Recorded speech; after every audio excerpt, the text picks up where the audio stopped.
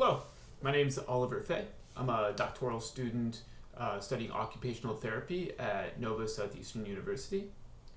So, long ago, I sat in class as a child. I would daydream about the possibility of having any toy or device that I wanted. Well, it's 2020, and finally my dream may be becoming a reality. Today, I'm going to explore the feasibility of 3D printed devices as a possibility for intervention in occupational therapy. In other words, will this work? Is it even practical? These are the questions that we'll have to dive into. So, these high-tech printers, they can create solid objects by building from the ground up. So they start at the bottom layer and then they just keep adding on top of each other until the object is completed. And they use a bunch of different plastics. They use thermoplastics, different types of fabrics, metals, and these instructions are fed through a computer and sophisticated software, which allows the therapist and the client to work together and design their own products from scratch. And it caters to their own unique needs, which is pretty cool. So 3D printing, it came up on the scene around 1970s, which is a long time ago, but it wasn't actually until the late 2000s that these machines were accessible to the general public. And the costs are a lot lower, and the technology has finally caught up, so therefore normal people like us can actually afford them.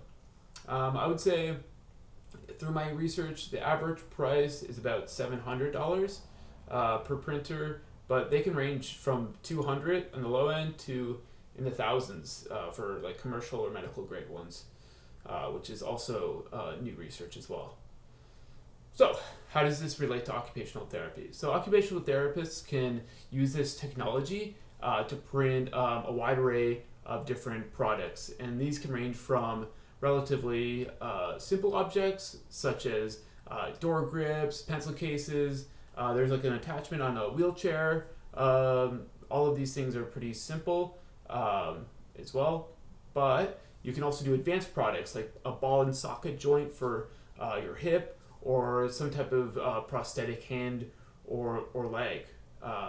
So even though there has been like growing evidence supporting the development of 3D printing in orthotics and prosthetics in rehab, there is still a lot of research to be done for 3D printing in interventions specifically. So that's why I did my research. I went on there and I searched up, and I seen that Jacqueline Schwartz and colleagues designed a study that tested the feasibility of 3D printing interventions by actually manufacturing 14 pill cases for subjects. The qualifications: they needed to have one dose of medication at least 7 times per week, and they had to have a chronic condition. And so it's really cool. I checked it out. The participants, they chose all different types of designs. One was like a wheel, one was shaped in a cat, one also it was like a flower, and each petal was like a different medication. So it was really cool, and like some of them even could glow in the dark, which made it way easier to find for the client at night. So this ranged though from like 1 to 8 hours to print each of these devices, so huge span there. So that might be a consideration. So the researchers, they evaluated the satisfaction of these pill boxes and the utility of them by their medication schedule. So all the feedback was very well. They were very excited about this, but they did note that collaboration between the assistive technology professionals and the client device would be helpful to learn it. And they did conclude in this study that the process provided to be technically difficult, but it was feasible. So this is very exciting and groundbreaking news for technology, for 3D printing.